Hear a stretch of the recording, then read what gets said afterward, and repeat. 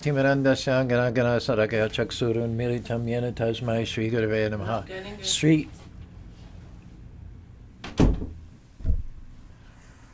Chaitanya Manobhistam Stapitam Yena Bhutare Swayam Rupakara Mayam Darati Sapanadikam Bandeham Sri Guru Siyata Parakamlam Sri Gurun Vaishnavam Sya Sri Rupam Sagadatam Sahagana Raganatam Vitam Stam Sudevam Sadvaitam Sabadutam Parijana Sahitam Krishna Chaitanya Devam Sri Radha Krishna Paran Sahagana Lalita Shivishakhan Vitam Sya Nama Om Vishnu Padaya Krishna Pastaya Bhutare Srimati Bhaktivedanta Swami Tanamane Namaste Sarasati Devi Gauravani Pacharini Nirvishesa Sunyori Praskata Desatarine Sri Krishna Chaitanya Prabhu Nityananda Sri Advaita Gadadhar Shiva Sari Gaur Bhaktivinoda Narayanam Namaskitam Naram Cheva Narotamam Devim Sarasatim Vyasam Tato Jayo Dhyarayat Nashta Prayashu Bhadresu Nityam Bhagavata Sevaya Bhagavatiyotamashuki Bhaktir Bhavati Naistaki Sri Krishna Chaitanya Prabhu Nityananda Sri Advaita Gadadhar Shiva Sari Gaur Bhaktivinoda Hare Krishna Krishna Krishna Hare Hare Hare Rama Rama Rama Hare Hare.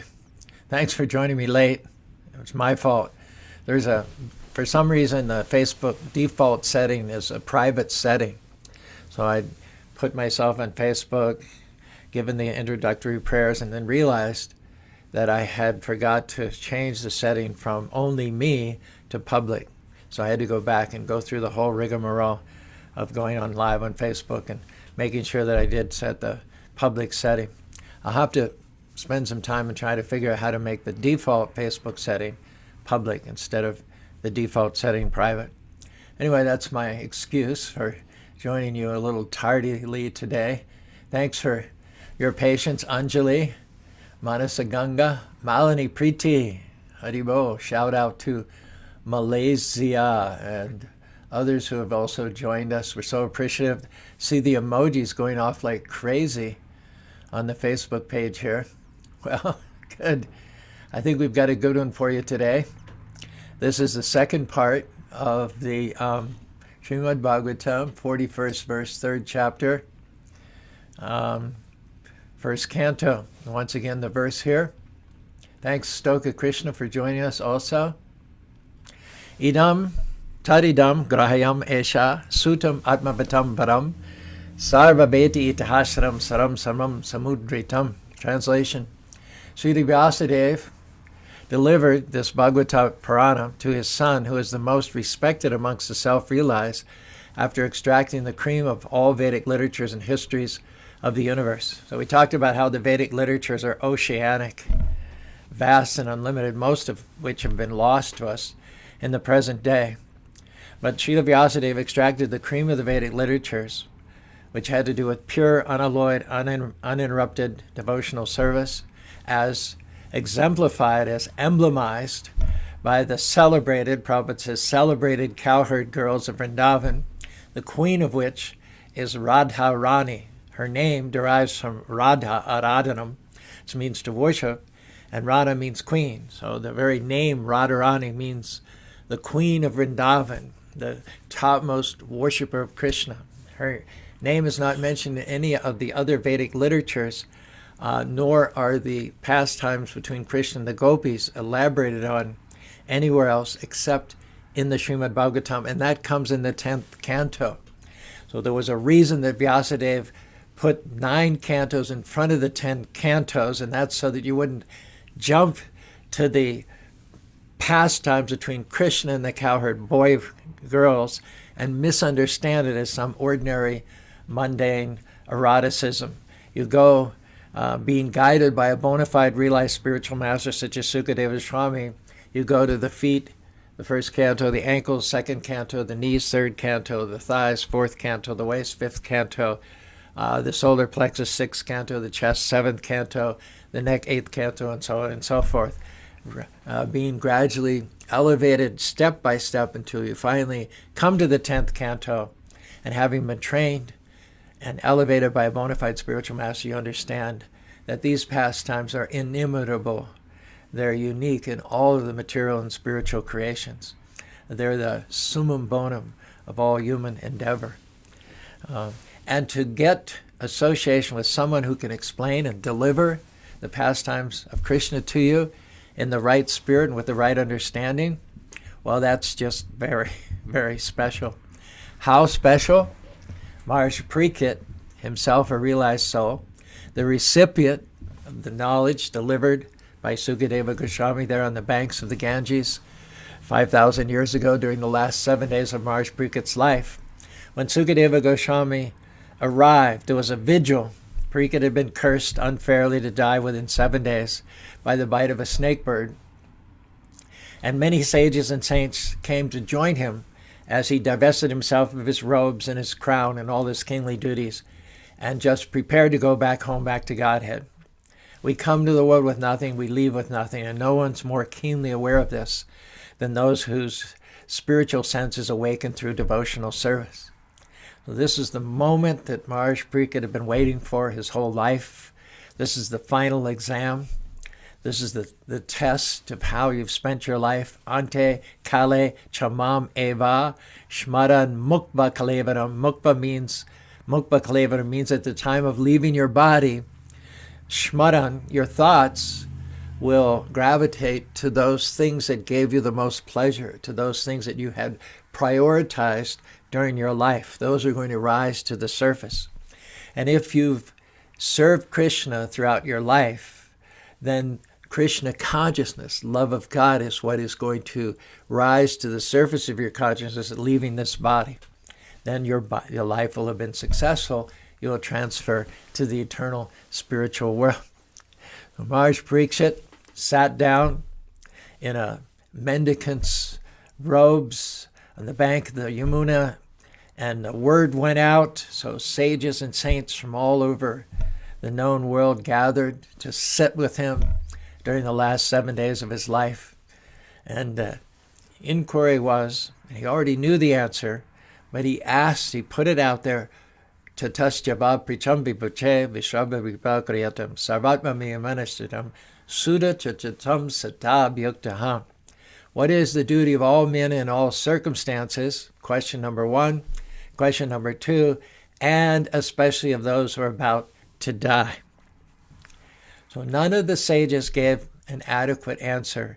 However, when Sukadeva Goswami wandered into the arena, himself naked, displaying the same bodily complexion as Krishna, that same sham, blackish blue color of a monsoon cloud, Maharaj Parikshit immediately recognized that here is that person sent specifically to me to answer, not only to answer my question, but to personify the answer. And he felt himself so fortunate. Here was a king. He had ruled the known world.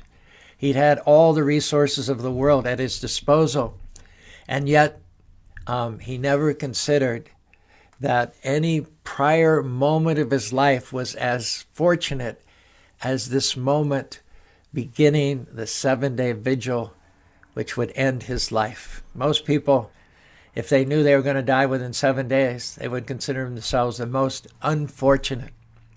But Maharaj Parikshit, being a fully realized soul himself, on the 7th day before he died, with notice of his forthcoming demise, considered himself completely blessed, completely fortunate by virtue of having Sukadeva Goswami come to him at that time.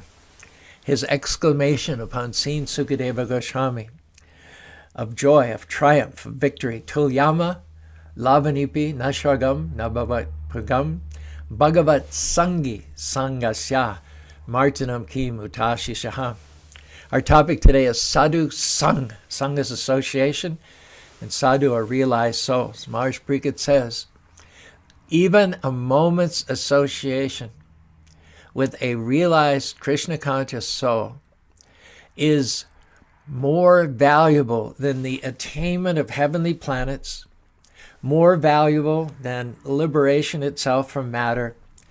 What to speak of paltry worldly benedictions in the form of material prosperity, marchanam kim utashi shaha, which are hankered for by those who are meant for death. Prabhupada says, as a government servant is always the same, whether he's at work or whether he's at home, he always identifies himself and others identify him as a government servant, nothing else. Similarly, one who is a devotee of the Lord has nothing to do with material desires, appetites, and ambitions. He has no material hankering. He is only to do with Krishna. Like the government servant, he sees himself only as Krishna's servants and is therefore exclusively engaged in the transcendental service of the Lord. And since he's exclusively engaged in Brahman, Mamchayo Vipacharina, Bhakti Yogena Sevate, Sagunam Samadhitaita, Brahma Bhuya Kalpate, since in the service 24/7 of the Lord, he has nothing more to do with the modes of material nature. He's extracted from the ocean of birth and death. So why would he hanker after? Why would he go back? Why would he regress to recite the Bhagavatam, to mentor neophyte devotees for some material gain? He knows that he cannot derive any pleasure ultimately from material benedictions like kingship or other overlordships which are finished with the end of the body. In distinction, devotional service, bhakti yoga, is eternal. It has no end because it's spiritual. Yehi samsparshaja boga dukkha yonya adi antavante kantya na teshu ramate buddha. The pleasure of eternally connecting to the Lord in devotional service is unlimited and it is unending.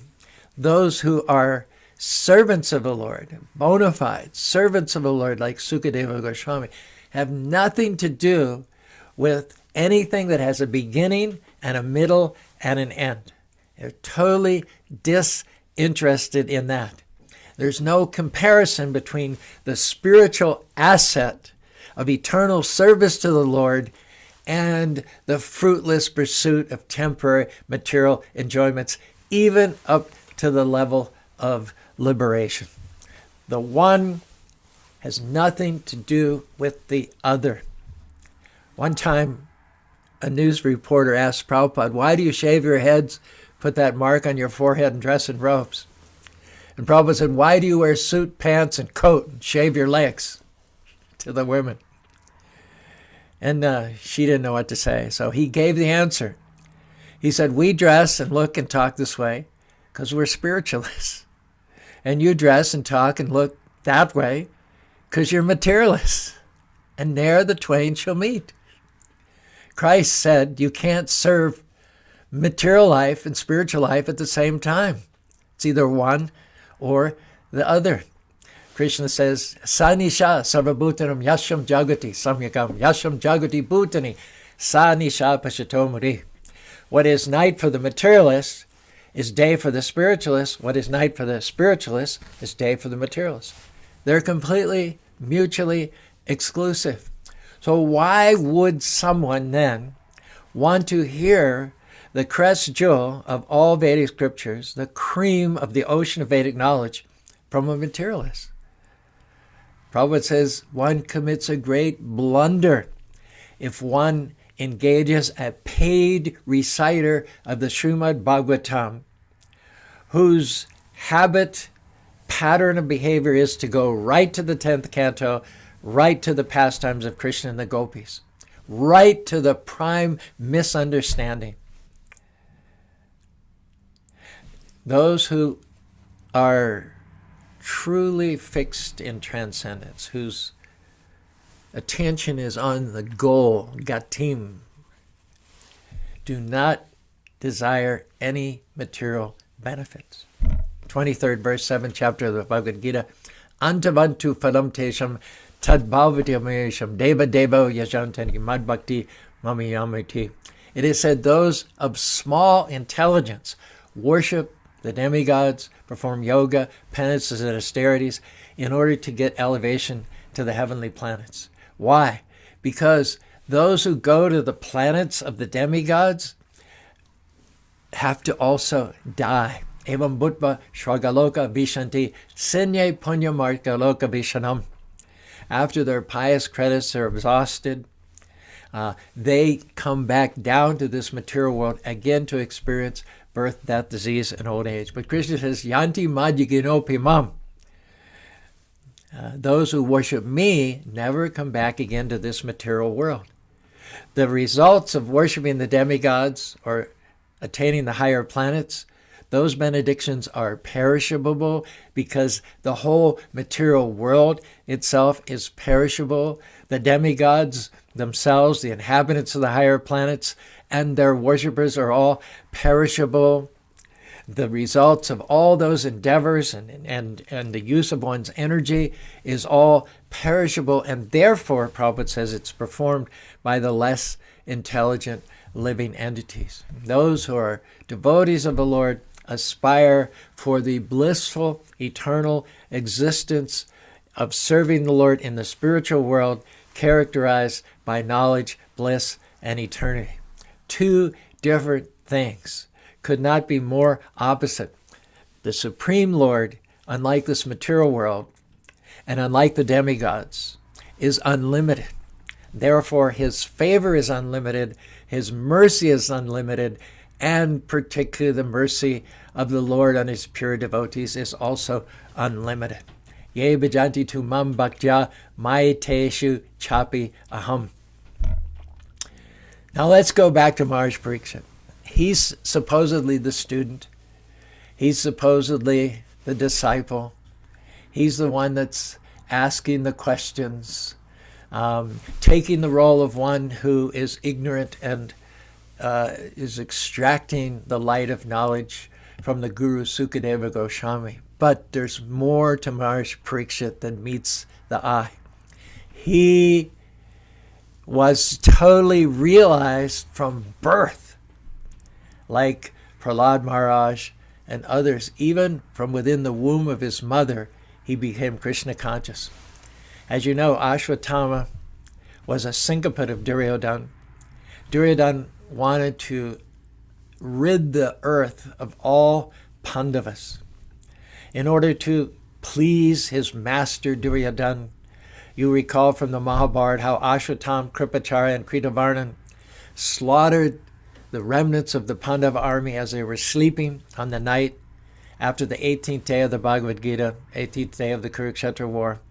They were all sleeping in a big tent. The senior Pandavas happened to be absent, but their 5 teenage sons were sleeping amongst a couple of thousand of the survivors of the Kurukshetra war. And there were 2 exits from the tent. So Ashwatthama went in, and with his sword, he cut down the sleeping soldiers. And those who awakened due to the tumult and clamor, and who started running out the 2 exit flaps of the tents, Kritavarma and Kripacharya were stationed at those exits with their bows and arrows to cut them down. Ashwatthama was trying to please his master Duryodhana by ridding the world of all Pandavas. On that occasion, they killed the teenage sons of Draupadi, of Yudhisthira, Arjuna, Bhima, Sahadeva, and Nakula. But yet there remained one other Pandava who was heir to the entire Pandava lineage. He was in the womb of his mother, Uttara. His name was Pariksit, the womb of his mother. So Ashwatthama threw a dangerous weapon at the child in the womb of his mother, which had intended to burn the child to a crisp, but Krishna intervened, came between the child and the burning weapon, and preserved the child. The child saw Krishna in the womb of his mother, and thereafter became named as Pariksit, the examiner. Having drunken in the all-attractive vision of the Supreme Lord, even while he was packed up within the womb of his mother, forever thereafter, the only thing that Pariksit wanted was to again see the transcendental form of the Lord before his eyes. He went ahead, he took birth, he was the heir to a great lineage, he ascended the throne, he governed without flaw like a father to the citizens. He was a perfect husband, perfect father, a perfect king. But when the time came for him to leave his body, he welcomed the opportunity as a chance to divest himself of all the potential distractions of kingship, to put aside all the trappings of power, and in the association of renounced ascetics and yogis, sit down on the bank of the Yamuna River, performing a vigil during the last 7 days of his life. So all he really wanted, even from being within the womb, was to see Krishna again. And when Sukadeva Goswami, who looked just like Krishna, who himself was a 16-year-old boy, walked into the assembly, everything clicked for Parikshit. It all fell into place. And he immediately recognized, this is the person who this is the representative of the person that I've been looking for all my life. He will take me to Krishna. And at that point, he became completely satisfied. There were no regrets. There were no hankerings. There were no lamentations. There was only joy, celebration, excitement, expectation of the ultimate victory of going back home, back to God. So he was not in the least bit perturbed by the things that were coming against him. I remember when I first became president of the Berkeley Temple in 1975, Jayananda Prabhu was still there at the temple for some time before he joined the Radha Damodar Temple, Damodar traveling party bus. He was giving the Bhagavatam class one morning. I think this was probably the only time I ever heard Jayananda give class. He wasn't famous for giving classes. Mostly when classes were going on, he was out taking out the trash or building a Rath Yatra cart.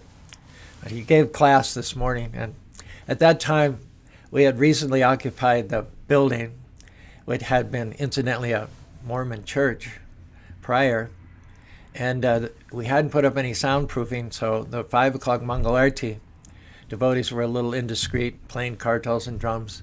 And one neighbor named Peter Epstein, he organized the neighbors against the temple as a worship area. So there was a bit of a flap up going between us and the city council there. We eventually solved the problem by eliminating the kartals from Mangalarti and also putting up soundproofing. But at that time, it was a bit of a, like I said, a flap up. So I remember Jayananda making the point that if the neighbors are so disturbed by a very, very faint pre-dawn ching, ching, ching wafting on the breeze down Stewart Street there in Berkeley, if that got them in such a what is it called, a tither, you see, ching, ching, ching, Hare Krishna, Hare Krishna. That got them so upset and caused such a brouhaha. He said, what are they going to be like at the time of death? How upset, if that disturbs them, a little bit of chingling of a kartal and chanting, if that disturbs them to such a severe degree, then how are they going to be cool and calm at the time of death? So here Maharaj Parikshit had every provocation, he had every reason, through no fault of his own. He had been hunting in the forest, he was tired, he was thirsty. He came upon the hermitage of a saint. And one thing in Vedic culture, which is unambiguous, is that whenever you have a guest, even if you're the poorest of people, you offer them a place to seat. Anybody can do this. 3 things. Ashanam, a place to sit. Swagatam, some nice words of welcome. Even if you're right in the middle of something, you don't show any peevishness, any being upset. You receive the guest as if there was nothing better that you would like to do than to receive the guest, that there's no more exalted personality that could come and grace your home than that particular guest. So a place to seat, a nice words of welcome, and a cup of water. So this was universal across the board. No one would deny a guest those 3 courtesies. And yet The sage Sanaka Rishi was, not Sanaka Rishi, Samika Rishi, was himself so internally turned in meditation with his eyes closed that he didn't even notice what his external surroundings presented. And so when the king appeared before him, he didn't respond to the king's humble request for some water. Maharaj Pariksit would never have normally done this, but due to the will of the Lord, so that the Srimad Bhagavatam could be spoken for the benefit of generations and generations of men, Krishna caused Maharaj Pariksit to be a little irked. And he didn't even do anything particularly serious, but because, receiving a guest, in addition to word of welcome, in addition to place to sit, in addition to water, if you wanted to go the extra mile, you'd put a flower garland on them. Some of the more well-to-do people would keep a flower garland aside just for that happenstance. So out of a sense of sort of sarcasm and a little bit of criticism, Maharaj Pariksit picked up a dead snake and garlanded the snake with garlanded the sage with and then went away. And so for that small offense, and it wasn't even something that Pariksit would normally do, he was a little on edge because of being hungry and thirsty, and he was prompted to do so by the arrangement of the Supreme Personality of Godhead. But for that small, inconsequential offense, the immature son of the sage Samiki, whose name was Shringi, his body was invaded by the personality of Kali, the coming age of quarrel and hypocrisy. This was the foot in the door for Kali, that when that boy saw that his father had been minimized in that way, then he cursed Maharaj Pariksit to die for 7 days. How much provocation there would have been for Pariksit to rant and rail and say, oh, that's not fair, I really didn't do anything, the punishment is far out of proportion to the crime, cursing me to die within 7 days is like killing a canary with a howitzer, and on and on and on and on and on and on and on and on. And in fact, Pariksit, being a pure devotee of the Lord, could have negated the curse. He could have counteracted the curse and made it null and void. But he neither counteracted the curse, nor did he have a pity party and moan and groan about the unfairness of it, about the disproportion of the punishment to the offense. But he welcomed it. Not only was he not disturbed, but he welcomed it. He said, how many people get notice of their death? How many people know when they're going to die? He thought it was a great boon, a great benediction. And then when, during the first hour of his vigil, Sukadeva Goswami entered in the arena, he thought, this is perfect. And his mind became totally peaceful. He began to focus on the conversation which was going to ensue. So his exclamation of joy, of victory, of celebration was as such. 15th verse, 19th chapter, 1st canto of the Srimad Bhagavatam. Tam abhayatam pratyanto bibra ganga chedeva dvidam chitamesha dvija pashikas kuakas takshokava dasato alam gayato vishnukara. The snake bird, which was going to come and bite him 7 days later, was named Takshaka. So Maharaj Pariksit said, let the snake bird come and bite me. I don't care. It's inconsequential. He said, what is consequential, what is important, is that you sages bless me, you sages remain with me, as we all hear the glories of the Lord enunciated by his pure representative, the son of Veda Vyasadeva, Shukadeva Goswami. The exact translation is, O Brahmanas, O sages, just see me as a completely surrendered soul, and let Mother Ganges, the representative of the Lord, Ganges Yamuna, see me in the same way. I have already, from within the womb, at the very beginning of my life, at that time, I had taken the lotus feet of the Lord into my heart. And because of that, I am unshakable, unmovable, imperturbable, even in the face of betrayal having been cursed and in the face of imminent death. Being so situated, let the snake bird Takshaka, or whatever magical thing the Brahmin created, bite me at once. I don't care. I am perfectly situated. I only desire one thing, that you continue singing the deeds of Lord Krishna. Hare Krishna, Krishna Krishna, Hare Hare, Hare Rama, Rama Rama, Hare Hare. In other words, the atmosphere created by the presence of the great devotees of the Lord on the bank of the Yamuna/Ganges, and Maharaj's complete acceptance of the Lord's lotus feet, created such an auspicious, transcendental, spiritual atmosphere. They were sufficient to guarantee that the king himself was going back home, back to Godhead, that he was totally free from death.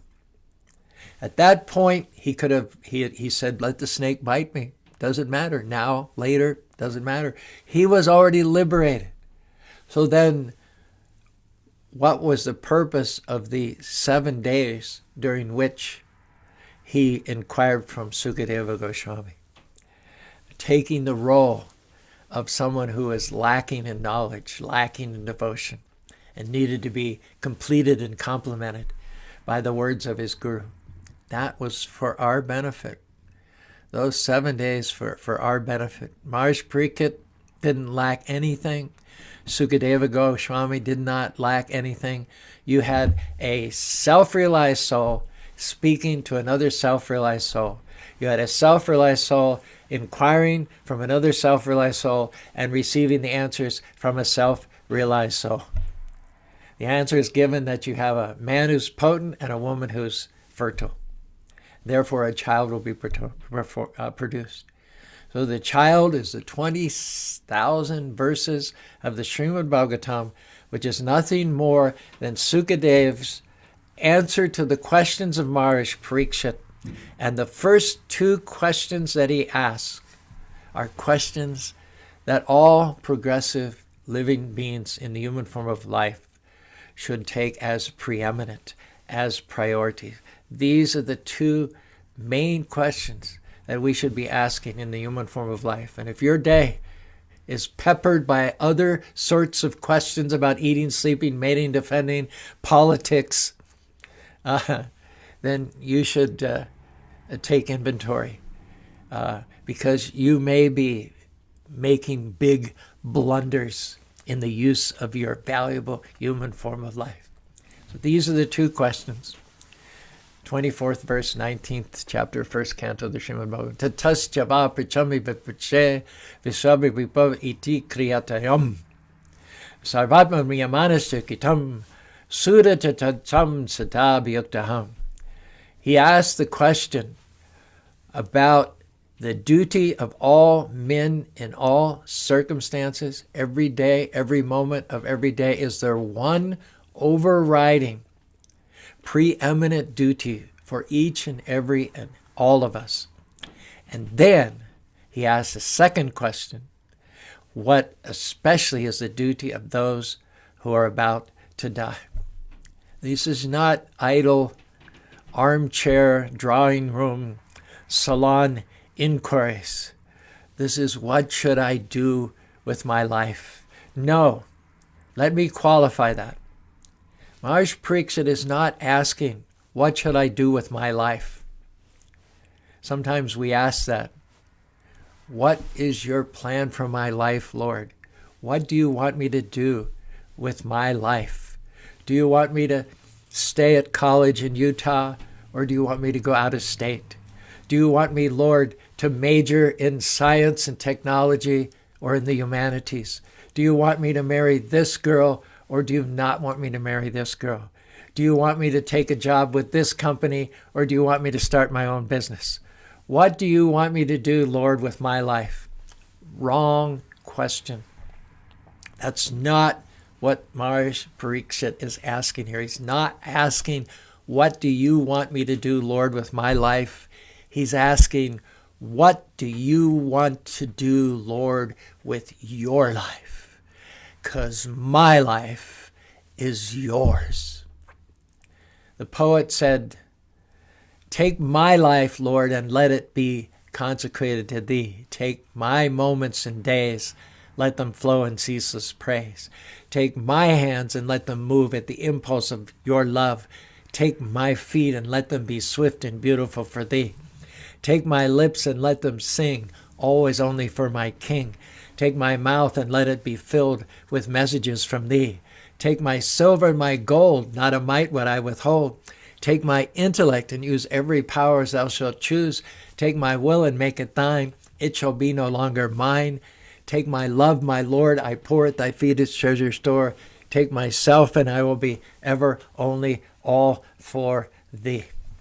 What would you have me do, Lord, with your life, my life, which in fact is your life? That's the question that we need to ask.